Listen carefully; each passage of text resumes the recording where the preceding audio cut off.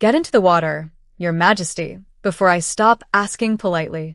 The great hall of Blackwood Castle went so silent that Lily Harper could hear rain tapping against the towering windows. Alpha King Grant Blackwood had returned less than 20 minutes earlier, welcomed by nobles, council members, and nearly every important wolf in the kingdom. He had crossed hundreds of miles without complaint. He had faced disputes that made lesser alphas lose sleep. Yet now he stood beneath the royal banners staring at one white-skinned Omega healer as though she had just suggested putting the crown on backward. "Excuse me?" Grant asked. Lily ignored the warning in his voice and reached for his wrist. His skin was far too warm. His pulse raced beneath her fingertips, and the faint tremor she had noticed when he entered the hall was getting worse. "You have a fever." "I am tired." "You are overheating." "I said I am fine." Lily looked directly into his gray eyes. "And your body disagrees." Somewhere behind her, Royal Beta Mason Reed made a sound suspiciously close to a cough hiding a laugh. Grant gave him one glance, and Mason immediately became fascinated by the floor. Lily had assisted Royal Healer Eleanor Price long enough to recognize exhaustion. This was different. Grant's breathing was controlled, but too deliberate. His wolf's presence, normally so powerful that nearby wolves instinctively became quieter, felt restless beneath his skin. Eleanor approached and touched Grant's forehead. Concern replaced her welcoming smile. "Lily is right. We need to lower your temperature." Grant looked between them.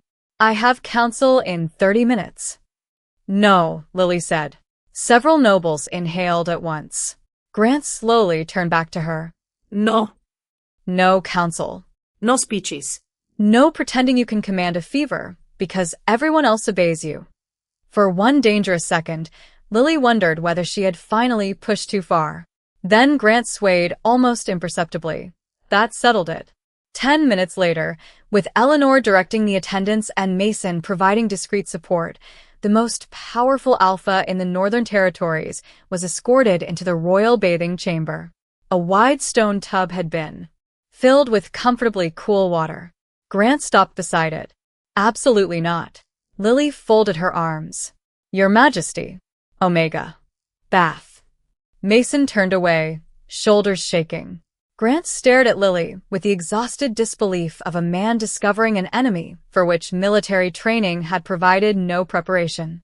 "You understand that I am the king?" "Yes."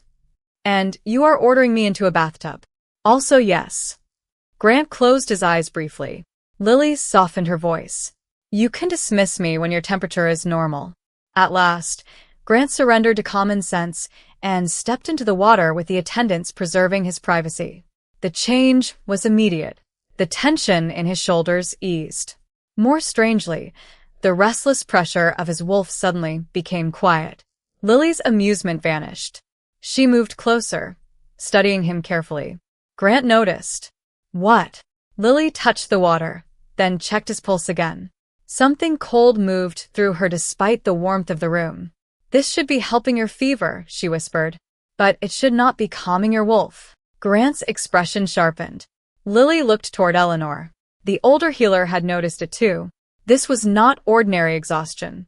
Whatever Grant Blackwood had brought home from his journey, it had followed him all the way into the castle. By sunrise, the entire castle knew that Lily Harper had ordered the Alpha King into a bath. No one said it directly when she passed, but conversations stopped a little too quickly, and several servants suddenly found reasons to smile at the floor. Lily ignored them. She had spent most of her life being underestimated, and embarrassment was easier to survive than a patient who refused treatment.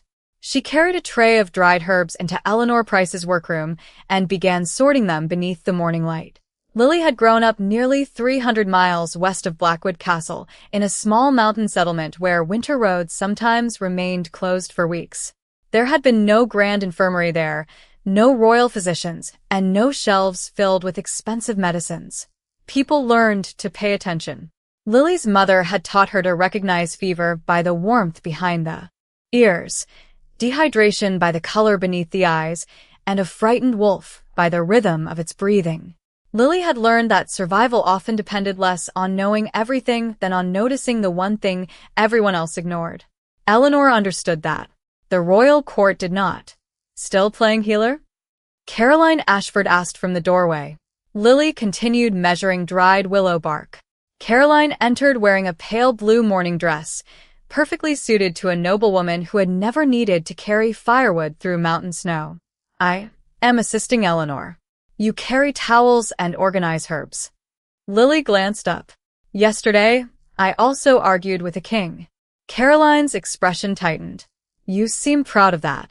I am proud that his fever came down. Before Caroline could answer, Eleanor entered carrying Grant's medical notes. And she should be. Caroline straightened. Eleanor rarely raised her voice, which made interruption unnecessary. His Majesty's temperature improved by nearly 2 degrees overnight. Lily noticed the abnormal wolf response before anyone else in the hall. Caroline's gaze cooled. Luck can resemble skill once. She left without another word. Lily released a breath. You should not encourage me, she told Eleanor. Someone eventually will throw me out of this castle. Eleanor smiled. Not if you keep being right. Her expression became serious as she opened Grant's notes. His fever had dropped, but several details made no sense. His pulse had stabilized in the cool water. His wolf had settled even faster. Ordinary exhaustion should not have affected the wolf independently from the man. What did you notice when he arrived? Eleanor asked. Lily closed her eyes, rebuilding the scene. Wet boats. Travel dust along his coat. A faint silver powder near the cuff. His breathing. The tremor in his hand. Then she remembered something else. His scent. Eleanor looked up. What about it? There was pine, rain, leather, and something sweet underneath. Lily frowned. Not perfume. More like crushed flowers. A knock interrupted them. Mason Reed entered. His Majesty is awake. Lily reached for the medical bag. Mason did not move. He specifically asked for you. Lily's hand stopped. Eleanor's eyebrows rose. Mason almost smiled. And Lily? Yes. He wants to know how you knew. Lily looked toward the royal wing. Yesterday, Grant Blackwood had treated her certainty like an inconvenience. This morning, the most powerful wolf in the kingdom wanted an answer only she might be able to give. Grant Blackwood was sitting beside the tall windows of his private study when Lily entered, which immediately told her he had already ignored at least one medical instruction. A stack of council papers rested on the table beside him. You are supposed to be resting, she said. Grant looked up. Good morning to you too. Mason Reed quietly closed the door behind Lily, leaving them alone. Morning sunlight made Grant look healthier than he had the night before, but Lily noticed the lingering tension around his eyes. Mason said you wanted to see me. I want to know how you knew something was wrong. Lily set her medical bag on the table. Because your wolf reacted before your fever became obvious. Grant studied her. Eleanor has treated wolves for 30 years. Eleanor also noticed something unusual. I simply noticed it first. There was no arrogance in Lily's voice, only fact, and that seemed to interest him. She checked his pulse. Still faster than normal. Tell me where you traveled during the last week. Grant leaned back. Redwood Crossing, Silverpine Valley, then east through Hawthorne Pass. Lily stopped. Silverpine. For 2 nights. Did you camp near the southern meadow? Grant's expression sharpened. Yes. Lily remembered the sweet scent beneath the pine and rain. Moonroot grows there. I have never heard of it. Most people have not. It flowers for only a few weeks each year. The plant is harmless when left alone, but the dried pollen can irritate wolf senses. In concentrated amounts, it can cause fever, restlessness, and confusion. Grant glanced toward the window. We did not collect plants. You would not need to. Lily moved toward the dark traveling coat hanging near the fireplace. A faint silver dust remained along one cuff. She held it toward the light. This was on your coat yesterday. Grant stood and came closer. Moonroot. Possibly. Lily did not pretend certainty. I would need Eleanor to examine it. Grant's jaw tightened. Half my escort traveled through the same valley. Then they should all be checked. Immediately. The king returned in a heartbeat, decisive and commanding. Lily caught his sleeve before he could reach the door. You are not going anywhere. Grant looked at her hand, then at her face. My people may be sick. And Mason can check them while you recover. Lily. Grant. Silence filled the study. Lily realized too late that she had used his name without permission. Grant's eyebrows lifted. That is twice in less than 24 hours that you have forgotten I am king. Lily slowly released his sleeve. I did not forget. No. I just think your fever is unimpressed by your title. For several seconds, Grant said nothing. Then something unexpected touched his expression. Amusement. You are either remarkably brave or completely unreasonable. Those are not mutually exclusive. A quiet laugh escaped him before he could stop it. Lily stared. The sound seemed unfamiliar even to Grant. Then his expression changed. His hand pressed briefly against the table as another wave of heat moved through him. Lily stepped closer and checked his forehead. The fever was returning. Grant's wolf stirred beneath his skin, restless and uncomfortable. Yet the instant Lily placed 2 fingers against his wrist, that restless presence softened. Both of them noticed. Grant looked down at her hand. Lily felt his pulse slow beneath her fingertips.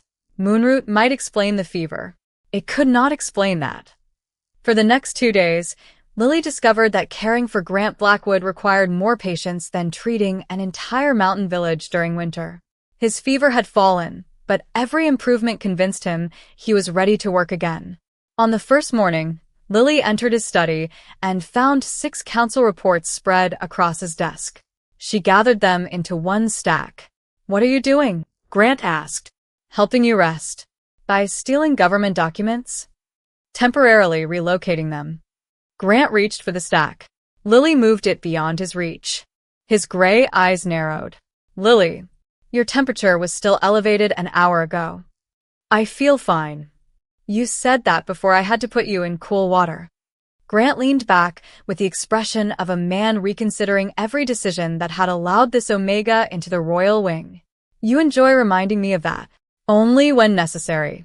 She placed a cup of herbal tea before him. Grant smelled it and immediately frowned. What is this? Medicine. It smells like wet grass. Then drink the wet grass. Grant stared at her. Lily waited. Neither moved. Finally, he lifted the cup and drank. From the doorway, Mason Reed covered his mouth with one hand. Do you need something? Grant asked him. Nothing at all, Your Majesty. Mason disappeared before his amusement became too obvious. Lily checked Grant's pulse.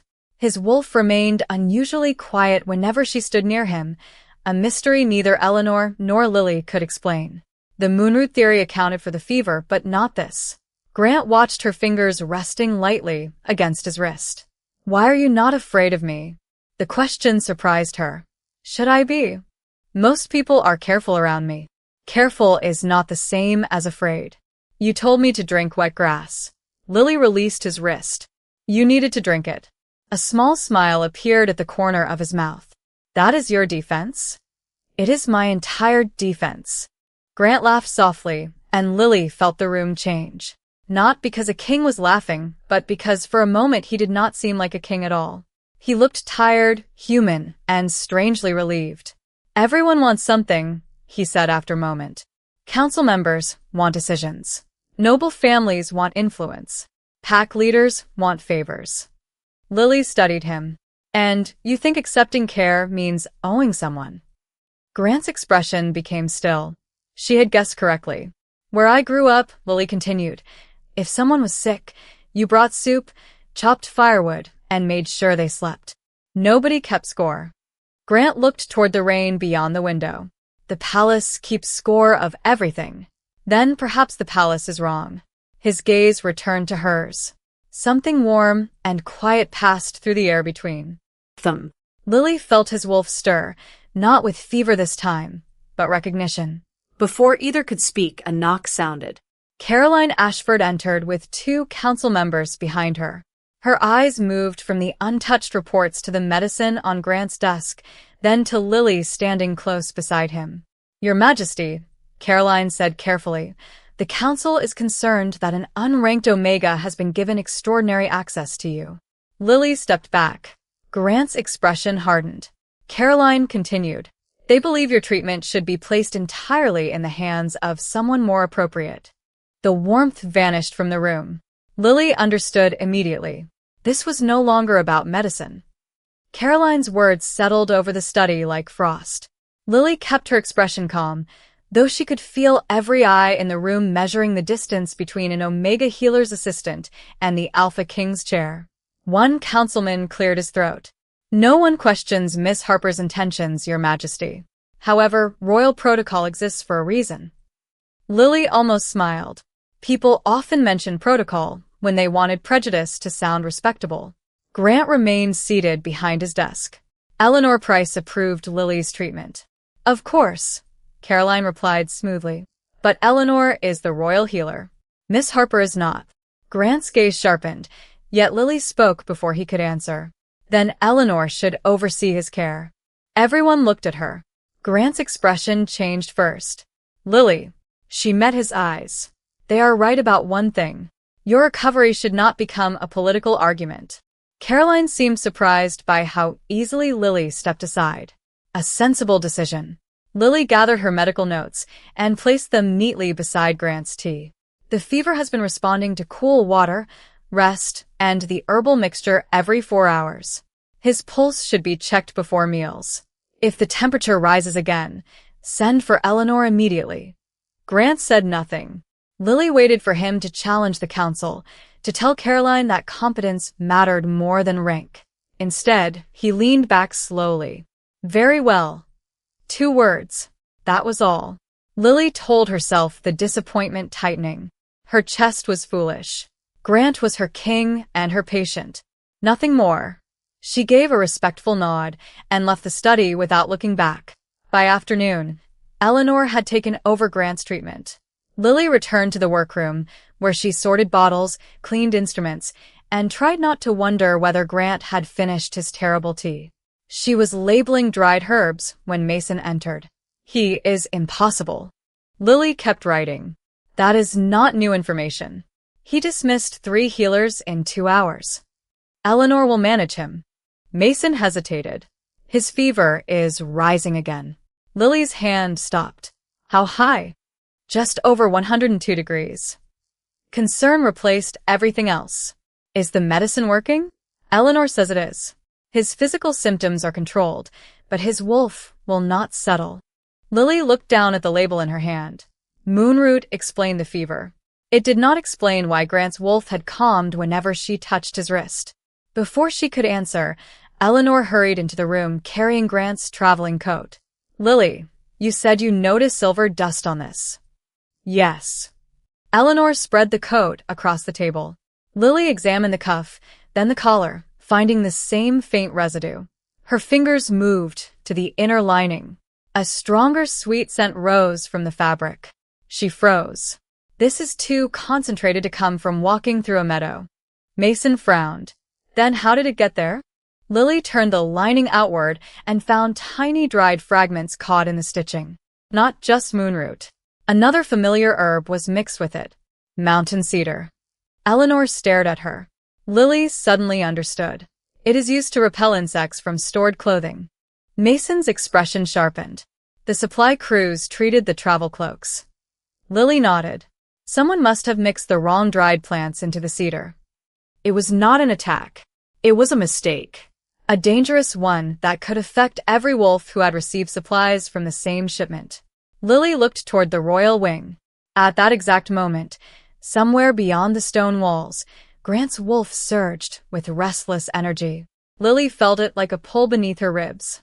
She had found what was making the king sick. Now, she needed to understand why being away from him felt wrong to both of them. Lily carried Grant's traveling coat into Eleanor's examination room and spread it beneath the brightest lamp.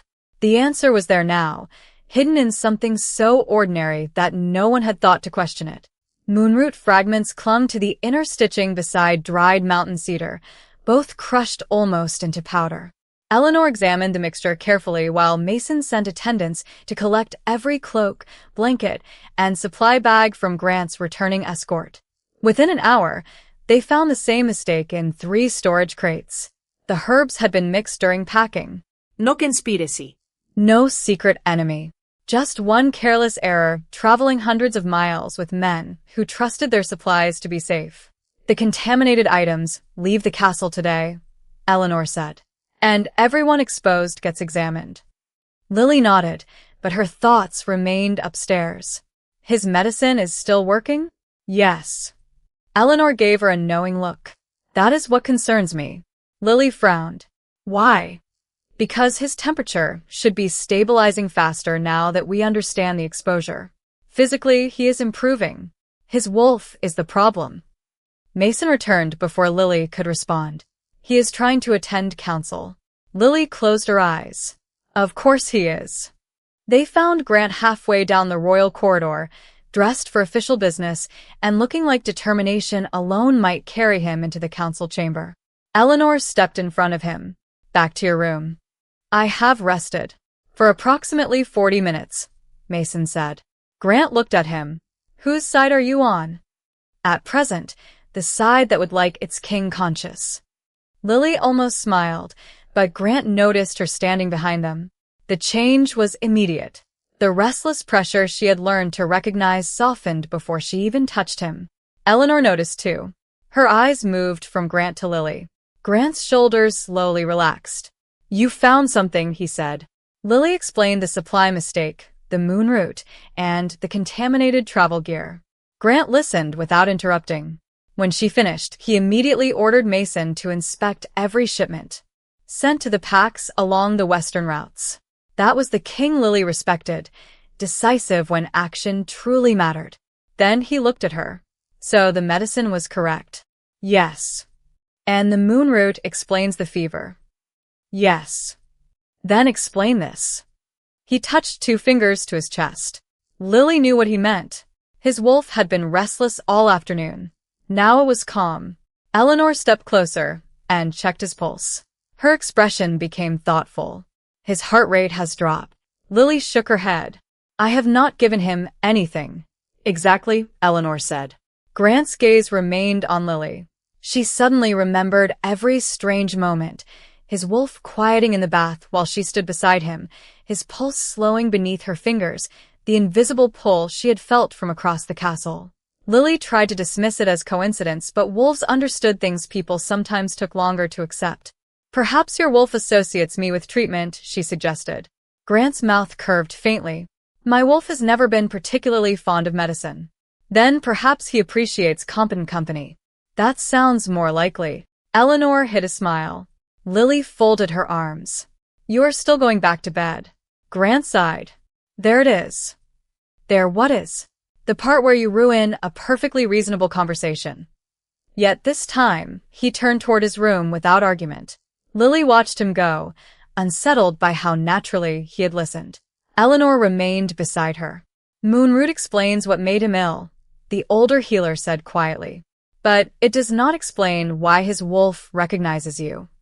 Lily looked at her. Eleanor's expression had lost all amusement. And I think we should find out what does. The next morning, Grant was already seated at the council table when Lily entered, which proved that obedience had lasted less than 12 hours. Mason stood near the window with the expression of a man who had wisely stopped trying to argue.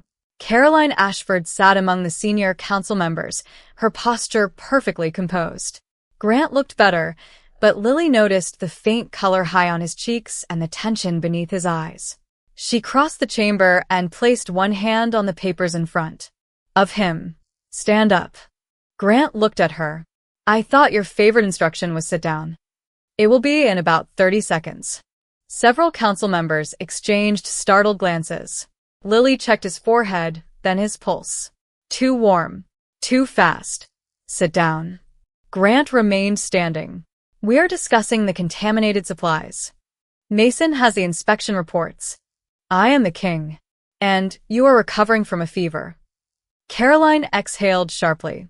Miss Harper, this is a royal council meeting. Lily turned toward her. Then the royal council should prefer a healthy king. Silence followed. Grant studied Lily for a long moment. Then, to everyone's astonishment, he sat. Mason lowered his gaze to hide a smile. Lily opened the report she had brought. We confirmed moonroot contamination in 3 storage crates. The supplier normally packs mountain cedar with travel clothing to repel insects. This shipment was mislabeled, and dried moonroot was mixed into the cedar before grinding. His Majesty had the longest exposure because he wore the same ceremonial cloak throughout the return journey. One advisor frowned. Was this deliberate? We found no evidence of that, Lily said. It appears to have been a supply error. Every affected item has been removed, and Eleanor is examining everyone exposed. Grant turned to Mason. Suspend distribution from that supplier until every storage site is inspected. Notify the Western packs and replace anything from the same shipment. Already underway, Mason replied. Caroline shifted in her chair. Then Miss Harper's involvement is no longer necessary. Grant's gaze moved to her. On the contrary, the room became still. Lily identified a condition trained healers initially mistook for exhaustion. She traced it to Silverpine Valley, found the contamination, and prevented the same mistake from reaching other packs. Caroline's face tightened. No one denies that she was useful. Grant's expression cooled. Useful? Lily felt the room change around that single word. Grant rested his hands on the table. She was correct when the rest of us were too concerned with rank and appearances to listen. His eyes moved across the council. You questioned her access because she is an unranked Omega. I allowed that argument to stand because I believed removing her would quiet the political distraction. Lily looked at him, surprised. Grant met her gaze. I was wrong. No excuse followed. No royal qualification. Just the truth. Something inside Lily softened. Grant continued, Lily Harper is not here because she exceeded her place. She is here because she earned one. Caroline looked away. Grant turned back to Lily. Satisfied? Lily touched his wrist once more. His pulse was already slowing beneath her fingers. Almost. Grant sighed. What now? You're going back to bed. Mason made a choking sound. Grant stared at Lily, then glanced around the council table. Every person waited for the feared Alpha King's response. Finally, Grant pushed back his chair and stood. Meeting adjourned. Lily blinked. That was unexpectedly reasonable. He walked past her, then paused. Do not become accustomed to it. But as he left the chamber, his wolf remained perfectly calm, and for the first time Grant no longer seemed troubled by what that might mean. By the following afternoon, Grant's fever had finally broken. Eleanor confirmed it twice before allowing him out of bed, and Lily confirmed it a third time because she had learned not to trust the Alpha King's definition of recovered. Grant endured the examination with surprising patience. Normal temperature, Lily said. Stable pulse. No disinis. None. Fatigue. Only from being asked questions. Lily gave him a look. That counts as irritation, not fatigue. Grant almost smiled. Eleanor watched them from across the room with an expression that made Lily suspicious. What? Lily asked. Eleanor closed Grant's medical journal. The moonroot is gone from his system. His wolf should have returned to its normal pattern by now. Grant's attention sharpened. But it has not. No. Eleanor looked at Lily. It still becomes noticeably calmer whenever she enters the room. Lily folded her arms. Perhaps he has learned that arguing with me is exhausting. My wolf likes you, Grant said simply. The words caught Lily unprepared. Eleanor stepped closer. There is an older explanation. She asked Grant to hold out his hand, then motioned for Lily to do the same. They did not touch. For several seconds, nothing happened. Then a faint warmth moved across Lily's palm. Grant inhaled quietly. Beneath their skin, 2 pale silver marks appeared like narrow crescents reflecting moonlight. Lily stared. What is that? A recognition bond, Eleanor said. Rare, but well documented in the oldest Blackwood records. A wolf can recognize a compatible mate before the human mind understands what it is feeling. Lily's heartbeat quickened. Suddenly, the impossible details aligned. Grant's wolf settling beneath her touch, the pull she had felt from across the castle, the strange sense that his presence had become familiar before she had any reason to trust it. Grant looked less surprised than she expected. A fated mate bond, he said. Eleanor nodded. Silence followed. Lily had heard stories about such bonds since childhood, stories that made destiny sound like a command no one could question. Her stomach tightened. Grant noticed. "Eleanor, leave us." The healer departed quietly. Grant did not move closer. "You look worried." Lily lowered her hand. "People hear the word fate and start deciding what someone else should want." Grant considered that. "Then they will be disappointed." She looked up. "What does that mean?" "It means a bond does not give me ownership of your choices." His voice remained calm. "You owe me nothing because my wolf recognized yours." Lily felt some of the tension leave her shoulders. Grant continued, "So, I will ask you something without titles, councils, or destiny deciding the answer for you." His gray eyes held hers. "If this bond did not exist, would you still choose to stay?" Lily thought of the stubborn patient who stole back council reports, complained about herbal tea, admitted when he was wrong, and publicly defended her work when silence would have been easier. "Only if you promise to start listening when I tell you to rest." Grant's mouth curved. "That may be harder than any war I have fought." Lily smiled. "Then perhaps you finally found a worthy challenge." Grant extended his hand, stopping before touching hers. Lily understood the question hidden in the gesture. This time, the choice was hers. She placed her hand in his. The silver crescents warmed between them, but neither looked at the marks. Grant's wolf had recognized Lily first. Now Grant Blackwood was choosing her for himself. 3 months later, Grant Blackwood returned to the castle after a 4-day journey through the western packs and made the mistake of walking past Lily Harper before going to council. Lily was standing beside Eleanor in the main corridor, reviewing plans for a new medical program that would send trained healers and basic supplies to remote communities like the mountain settlement where she had grown up. She looked up once and immediately narrowed her eyes. Grant stopped. Mason Reed, walking 2 steps behind him, also stopped. "No," Lily said. Grant glanced toward the council chamber. "I have not said anything yet. You did not need to." She crossed the corridor and studied him. There were shadows beneath his gray eyes, travel dust on his coat, and the particular stiffness in his shoulders that appeared whenever he had decided exhaustion was someone else's problem. Lily touched his wrist. His pulse was normal but faster than she liked. "When did you last sleep properly?" "Last night." Mason cleared his throat. Grant looked over his shoulder. Mason suddenly became interested in a painting. Lily folded her arms. "How many hours?" Grant hesitated. "That depends on how strictly you define sleep. Bath, food, sleep, in that order." The nearby attendants became perfectly still. Months ago, Lily might have worried about speaking to the Alpha King that way in public. Now everyone in Blackwood Castle understood something Grant himself had taken longer to learn. Lily's honesty was not disrespect. It was care without fear. Grant looked toward the council doors one final time. "There are reports waiting for me. They will still exist tomorrow." "Unfortunately." Lily pointed toward the royal wing. "Go." Mason pressed his lips together. Grant noticed. "You find this amusing?" "I would never say that, Your Majesty." Grant removed his crown and handed it to Mason. "You heard my Omega." Lily raised an eyebrow. "Your healer." Grant's tired expression softened into the smile he seemed to reserve for her. "For now." Lily shook her head, but warmth moved through the silver crescent in her palm.